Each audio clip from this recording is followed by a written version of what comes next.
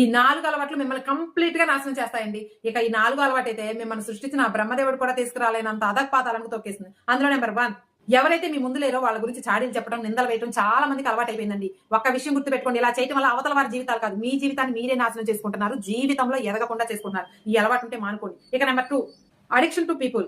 జనాలు ఏమనుకుంటారో, నలుగురు ఏమనుకుంటారో అని చాలా మంది జనం ఏం చేస్తారు తెలుసా? తాము చేయాలనుకున్న పనులన్నీ కూడా ఆపేసి అవి తీరకుండానే చనిపోతూ ఉన్నారండి. జనాలు మనం ఏం చేసినా అంటారు, చేసినా అంటారు, చేయకపోయినా అంటారు. కాబట్టి ఈ నలుగురిని లైట్ గా తీసుకొని మీరు చేయాలనుకున్న పని నిజాయితీగా సక్సెస్ఫుల్ గా చేసుకుంటూ వెళ్ళండి. ఇక నెంబర్ 3, గతం గురించి ఎక్కువగా ఆలోచించడం. ఫాస్ట్ లో జరిగిన దాని గురించి ఆలోచిస్తూ ఉంటే ఫ్యూచర్ మీకు అంధకారంగా కనిపిస్తుంది. జరిగింది ఏదో జరిగిపోయింది. దాని గురించి ఏదో ఒకటి నేర్చుకొని జీవితంలో మళ్ళీ ఆ తప్పు చేయకుండా ముందుకు వెళ్ళడానికి ప్రయత్నించండి. అక్కడే ఆగిపోకండి. ఇక నెంబర్ 4, అడిక్షన్ టు వర్రీ. చిన్న చిన్న విషయాలు కూడా బాధపడటం, డిప్రెషన్ లోకి వెళ్ళటం, దాని గురించి ఆలోచించడం, ఇలాంటిది మానుకోండి. ఎందుకంటే కష్టాలు వస్తూనే ఉంటాయి, పోతూనే ఉంటాయి. ప్రతి ఒక్కటి కూడా ఒక సవాల్గా తీసుకొని ముందుకు వెళ్తూ ఉండండి. జీవితంలో చాలా సక్సెస్ అవుతారు.